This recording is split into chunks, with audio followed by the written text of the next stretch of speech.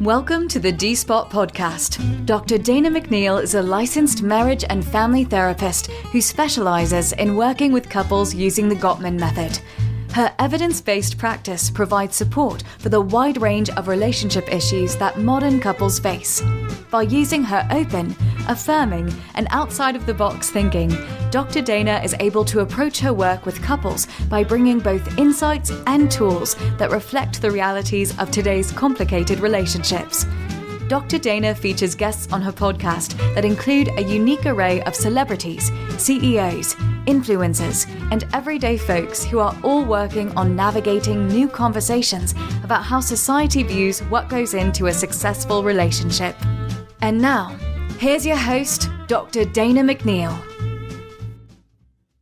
Hello, D-Spotters. This is Dr. Dana McNeil. You are at the D-Spot, and today you are going to love meeting Mary Joye. She is a licensed mental health counselor and, interestingly enough, a Florida Supreme Court certified family mediator. That sounds very important, Mary.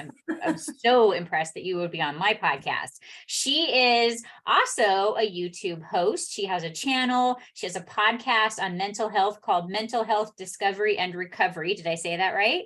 Yes. And she is on the radio network. She talks about personality disorders. She's got it all. So I asked her to kind of like be on here today to continue a conversation that we had a couple of weeks ago with another therapist about this narcissist situation because it's so popular. So hello, Mary. How are you? Hello, Dana. I'm so grateful to be here and to share on this subject and use a little humor sometimes. People, it doesn't have to be such a heavy subject. Hey, that is a coping skill, using humor. So yes. So I want to do some definitions because in case there was somebody that wasn't listening to us a couple of weeks ago, I don't know why they should listen all the time, but just in case there wasn't anybody who wasn't listening when we had our guest that was talking about narcissism, what is, in your definition, what is a narcissist?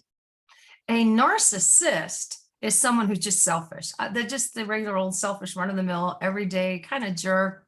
But narcissistic personality disorder is empathy, the grandiose, the world you live in, Dr. Dana, I live in. The disorder is different. Someone who's just narcissistic can have 2 or 3 of those traits, and we all can be narcissistic about something. All of us have something that we know more than everybody else about.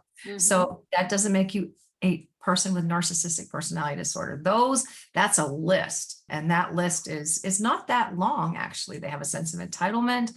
They have a grandiose, achievement without commensurate. What is it? Probably so the DSM-5, yes. Diagnostic and Statistical Manual. Yes, that's a disorder, but someone who's just a narcissist, just selfish person. It's all about them all the time. So what you're saying for those lay people that are listening to us is there's something that is a diagnosable mental health issue. And we use something called the DSM-5. It's our little mental health Bible, right? And then we look for certain criteria to actually diagnose them with something versus a personality disorder, which is what you're talking about. And the distinction is a personality disorder is something you sort of sprung into the world with. Right? Yes. It's very congruent. It's how you've always lived your life. And if somebody were to point it out to you or ask you when it started, right, you probably wouldn't be able to find a timeline of when you developed that sad moment when your parent died and you developed depression, or it was bereavement and it became too long. So it was depression. It's very distinct for us in the therapy world. And what makes it maddening for partners is there isn't something typically that can be medicated or that it can always be effective to go to therapy about, right? Make it worse, actually. You're just teaching them to be a better narcissist sometimes, to kind of tamper their skills to a lesser level, and then they can become an overt narcissist and reduce down to a covert one, which can even be more insidiously dangerous. So sometimes therapy, they seldom show up in therapy, actually. There's usually an agenda for being there, so we don't see them often in therapy. And if we do, they usually know more than us after 2 or 3 sessions and they leave. So that is something that we talked about last time, is that I don't get a hold of a lot of narcissists in my office. Well, they may come into couples therapy saying, take care of my partner. They're the reason for all of our problems. And if you would just make them shape up, then we'd have a better relationship, right? So I get access sometimes that way. But you're right. If I think that I'm amazing and you're lucky to be with me. Why would I need to go to therapy? You're the one that Right. doesn't understand my value. Yes, because you're in the same occupation. We always say the people who are in therapy are usually not the ones that need to be there. The ones who live with people who need to be there are the ones who actually go. That is so true in narcissistic abuse, which is why I think it's so prevalent in our society today, because social media is creating kind of a narcissistic lift. I mean, not that I would call it a lift, but people are saying exactly what they want because they're not face to face. They're not using diplomacy anymore. People are getting more aggressive instead of just assertive. We teach assertiveness training in what we do, but people are becoming aggressive. I think COVID made people more aggressive. We all went in survival mode. And so narcissism became it's just like a survival tool. It is their survival tool to be better and bigger and stronger and wiser. They're compensating.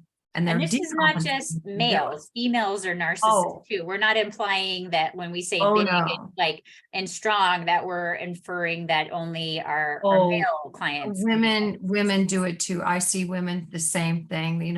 A tough girl or a tough woman is very different than a strong woman. That very different. A resilient woman is very different than a tough woman. The facade and the wall of a narcissistic female is very different than someone who's just strong and independent and can assert themselves and not be aggressive. Again, assertiveness versus aggressiveness. So this change that we've had because of COVID and this new sort of phenomenon of just saying whatever flies into your mouth and having no filter. Is that why it's so in the media? Because narcissism is not a new topic, but it's suddenly it's the buzz, and almost every client I have comes in, they're like, so my partner's a narcissist. And it's but you weren't saying that even 5 years ago. So what's with the buzz? Well, the DSM, which we mentioned, the Diagnostic and Statistical Manual of the American Psychiatric Association, has a very small percentage of the population has the disorder. Yes. But our society, particularly in the West, all of a sudden, we have started through, and art imitates life. So I think it's the other way around. I don't think the media is doing it. I think we're doing it to the media, because I used to be in show business and did commercials and wrote songs, and the art imitates life. It's not the other way around. So we as a society are elevating narcissistic people.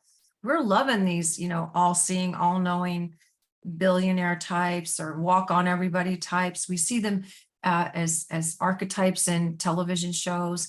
All of a sudden we're looking at backstories of villains as the new fairy tale dynamic. Wow, we're going to forgive Cruella. We're going to understand the Wicked Witch. We're looking at backstories and we're having sympathy for people who have evil tendencies. And I'm like, wow, our society is changing for some reason. So we're giving them a pass because we have empathy and compassion for what they've gone through. And instead of saying, good to know, how are you going to do something different moving forward despite what brought you into the world? You're saying that we're giving people a pass because we're so focused on what occurred to them that of course they should be this way. Why would you ask them to be something different?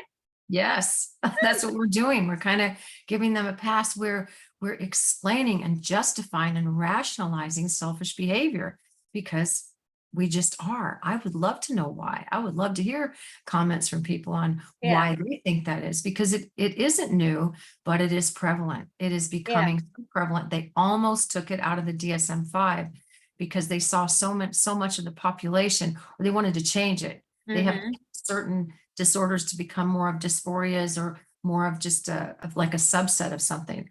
But narcissism, we are elevating and praising people with narcissistic tendencies and going, wow, that's how to be. Just barrel through everybody. And, you got to fight your way to the top, get it done with no regard for diplomacy or the tools and skills it used to be to keep society safe. We kind of have a Mad Max society. I see that.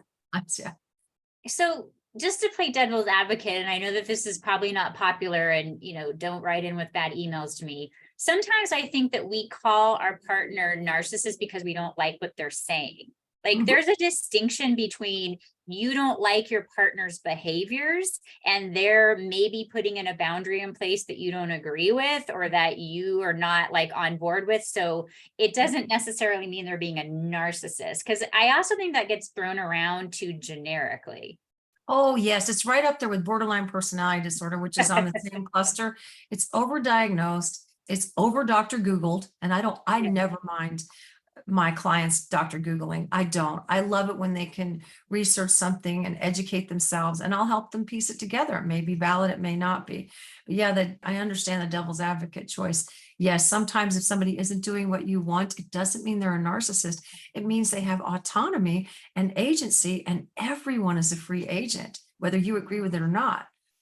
Because we simultaneously live in a society right now where, yes, we're validating the villain, we're raising up the kind of idea that you should be bold and like not care about how it impacts others because you're doing you.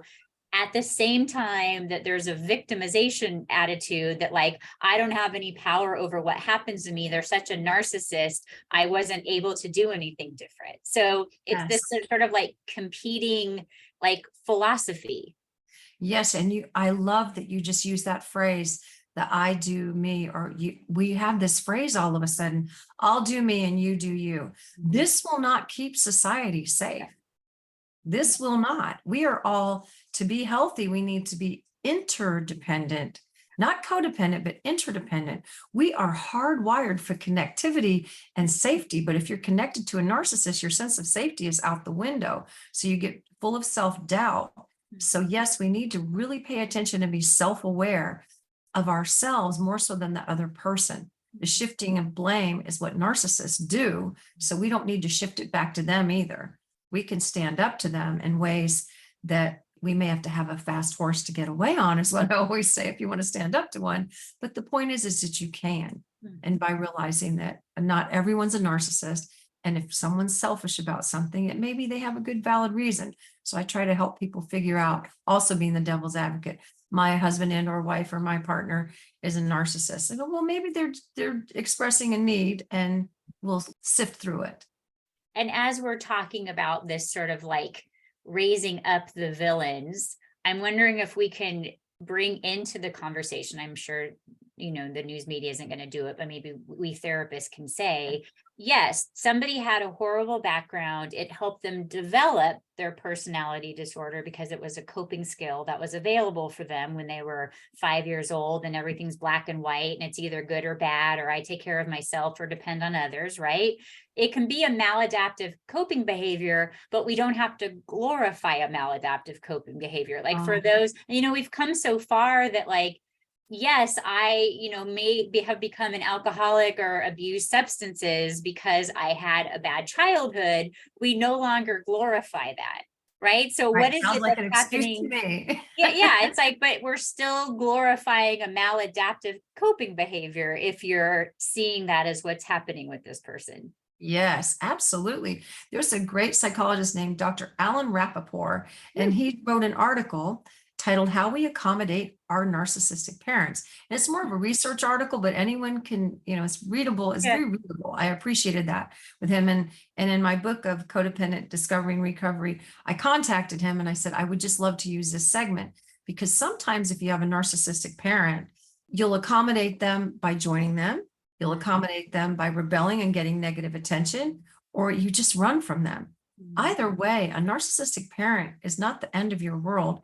If you learn to not adapt to them, to adapt to their maladaptive behavior, and you learn to use it as a catapult or a place to push off from and become more self-aware, you won't be affected by it. You'll actually can enhance your life by knowing what you don't want to be. How you can, it's your meter of like what feels safe and what doesn't feel safe versus like I call it PR. I just get carried along in the wave, more like that's a red flag. Exactly. And I call it PR, which I call positive rebellion. You can positively rebel against a narcissistic parent by saying, nope, I'm going to be nice. Nope, I'm not going to accommodate you. Nope, I'm not going to vote for you, who you say for. I'm not going to pretend to be who I'm not. I'm not going to go to law school just because you're a lawyer. I'm not an extension of your image. you raised me, so you have some responsibility for how I turned out. And you can express yourself. Again, you might need a fast horse, or you might just need to show them instead of tell them. That's usually the better choice with a narcissist. Just do it. Living well is the best revenge. Just live a beautiful life, and it drives them crazy. That's really all you need to do to drive a narcissist crazy, is live your own beautiful, authentic life. Which I'm not trying to drive my parent crazy. I'm just trying to live my best possible life.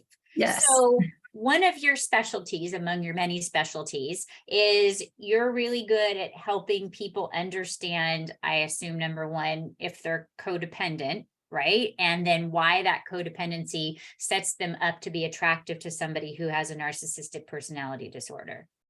I love that question, because I certainly was one. But in the writing of this, and in the writing, I've written a new book. I just sent it to the proofreader about how to live with a narcissist when you can't go no contact. Because my father was a psychiatrist. Yeah, my father was a psychiatrist, and he told me he was a narcissist, and I didn't even know what one was at the time. I had to go look through his DSM. Back then it was a DSM-3, and I had to go look through it and say, he knows that? He's aware of that? So I had to look at it that way. But back to your question, wow, yes, we accommodate these people, but they don't have to destroy us. They really, really don't. They absolutely don't. You don't have to be so taken in that you're taken out. Does that make sense? Oh yeah, I love that. That's let's coin that phrase. You can be taken in, but you don't have to be taken out. You don't, because when I realized, when I was writing my book, I said, codependency is a form of self-harm, because you're allowing these people to do this. It is a form of self-harm to let someone harm you, and to recognize that codependency is also like an addiction, the people pleasing. Please love me, daddy. Please love me, mommy. And you carry these attachment styles into your adulthood. So yes, you have to be so self-aware. And sometimes the only way, and I'm not doing this to tout our profession, but sometimes the only way is to sit down with a professional to help you navigate. We can tout our profession. That's a good thing. I think, because again, codependency is a maladaptive coping behavior. Yes, it is. I was the worst offender. And we also glorify that like, I'm not selfish. I give of myself to others. I give and give and give until it hurts. My needs are last, right? Another maladaptive coping behavior that we glorify, especially with our moms out there, right? If I make sure the family's okay, you will all be okay. So let's say maladaptive coping behaviors are like little magnets for each other, right? If I am somebody that's a giver and I identify as that, and you're somebody that's a taker or an ignorer, right? Yes. You're going to be pulled together like crazy. That's the trauma bond. And I love it that you mentioned that, because a narcissist is driven by the fear of abandonment, and a codependent is driven by the fear of abandonment, but their maladaptivity is one is a taker and one is a giver. And it's not being selfless. Codependents please others so they'll feel better. If they can please someone else, then they'll feel better themselves. So do you see how that's like narcissism with a twist? I tell all my clients that are codependent, I'm like, this is just covert control. And they look at me like, what are you talking about? And I'm like, because if you can make sure that their life does not feel as manageable or as healthy or as well cared for as you can do for them, you have ensured that they're never going to go away. And then when you don't like what they're doing, you can pull back and like flex your power. Yes, I hope somebody really hit that home. If you're codependent and I do everything for everyone and I'm doing this to be selfless, you're really not. No. I used to be one of those people. So I'm only sharing wisdom that I learned the hard way, and you don't have to. You're really not. You're protecting and defending and covering up for other people and taking a fall for other people. So you retain this false sense of safety without even knowing it. So when you become conscious of your subconscious drives, you recognize and neutralize that, you don't do it anymore. And there's a lot of physiology to it, as you know. That's why it's like addiction. It gives you dopamine to give until you give out, and then say, what a wonderful person I am, but no one appreciates me.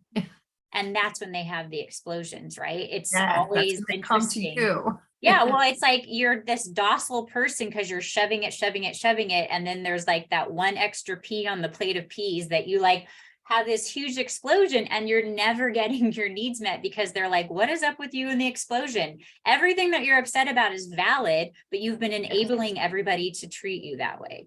Yes, and I always say people are not living with a narcissist, they're living for a narcissist.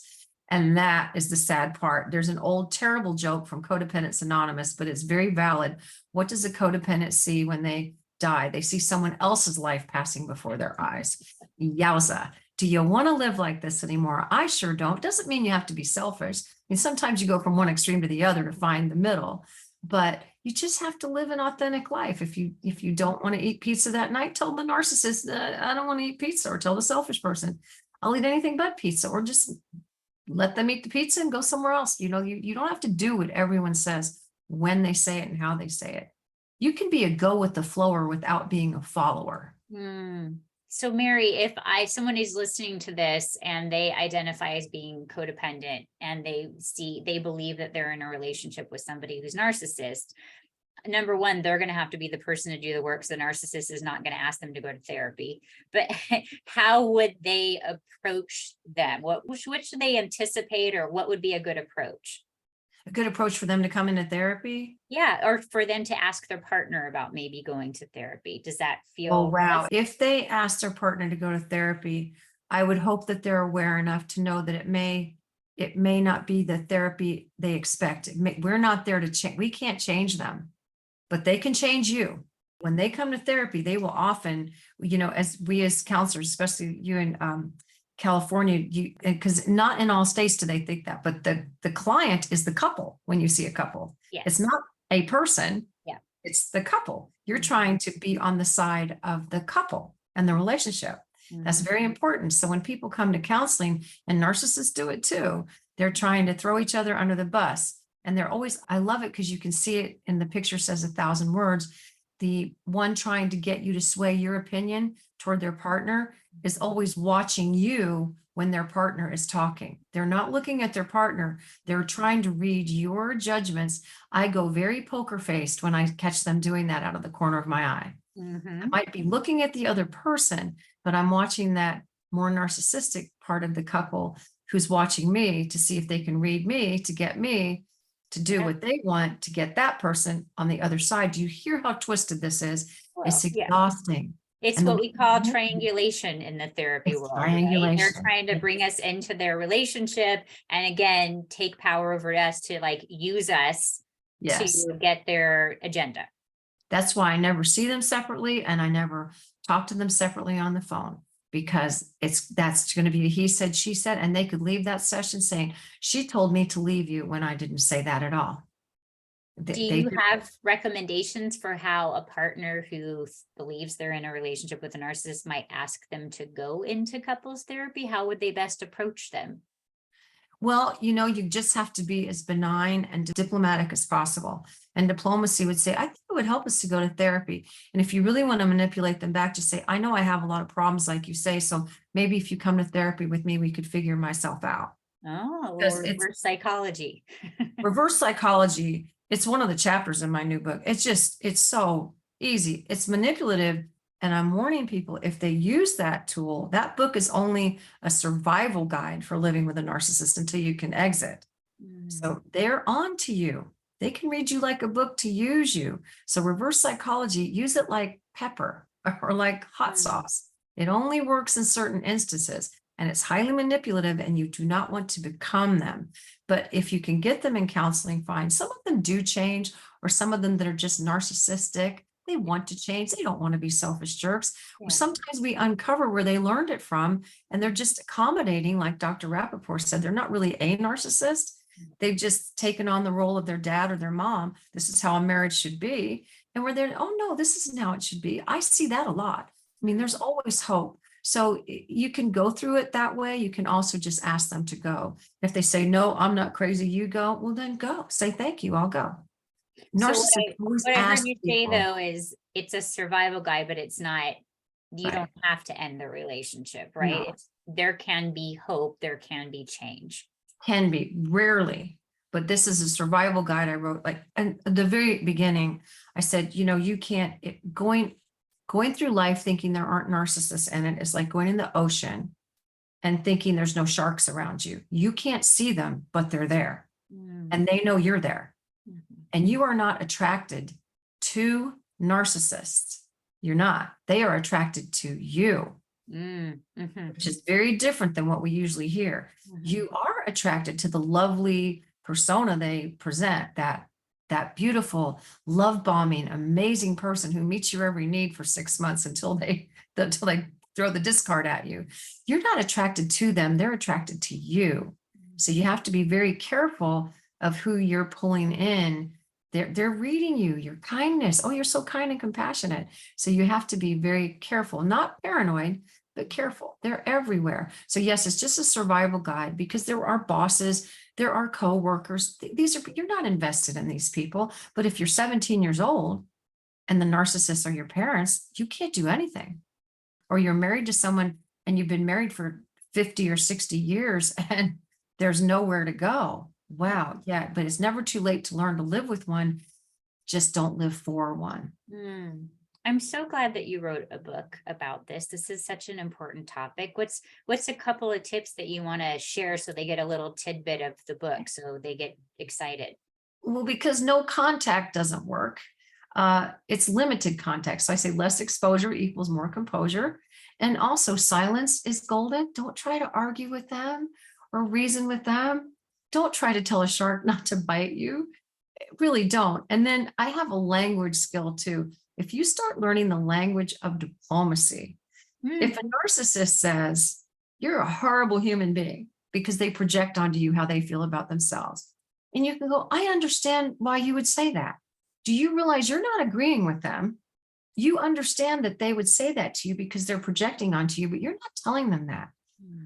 If you tell a narcissist, straight ahead confrontation, you're just projecting your own self-loathing onto me because you read it on Dr. Google, they're going to blow up at you. But if you say, I understand why you would call me selfish, you're not agreeing with them. You're buying yourself peace and time. So yes, the skills of diplomacy. It's not really reverse psychology. Just you're making benign statements instead of asking questions. You don't say, why are you so mean? You just say, you're mean. I'm going to step away from you for a while. So validating their subjective reality, because not validating it is inciting them. And since they're not asking you for feedback, don't offer it. Exactly. Thank you. Beautifully put. Beautiful. Love that. That is It's a coping skill that will not get you full of adrenaline and cortisol and all that emotional flooding, and it will not upset your vagus nerve. You will keep peace. You will keep power. And if you have a need to be right with a narcissist, it's highly overrated. Yeah. Well, it's not going to last longer than a day. No. And if you ask them a question, the answer is always, it's your fault, right? Yeah. Oh, this was great, Mary. I really enjoy getting to hear about the book and hear about your specialty. So remind everybody where they can find you. You have a YouTube channel. So you have a Mary Joye called Mental Health Discovery and Recovery. And where else can they find you? Well, I'm easy to find on winterhavencounseling.com, but because my name is spelled differently, it's Mary, Joye, and Joye is my last name. Joye LMHC, and I'm easy to find on the internet. And I thank you for allowing me to share, because, we do this because we're not narcissists. We do it because we've been through something and we want to share the wisdom. And that's very different than being a martyr. When I used to be in the entertainment industry and worked on XM radio and singing and songwriting, and entertainers want to share something with you. So thank you for allowing me to share, because people do not have to live in the Hades of the shadow of what other people want them to live like, whether they're narcissists or not. You can be yourself. Just be yourself and be kind, and the world's just going to be a better place for everyone. So thank you for allowing me to share that today. Yeah, no, this is great. We'll have to have you on again, Mary. Thank you so much. This has been the D-Spot Podcast with Dr. Dana McNeil. To learn more about Dr. Dana's practice, simply visit us at www.danamcneil.com.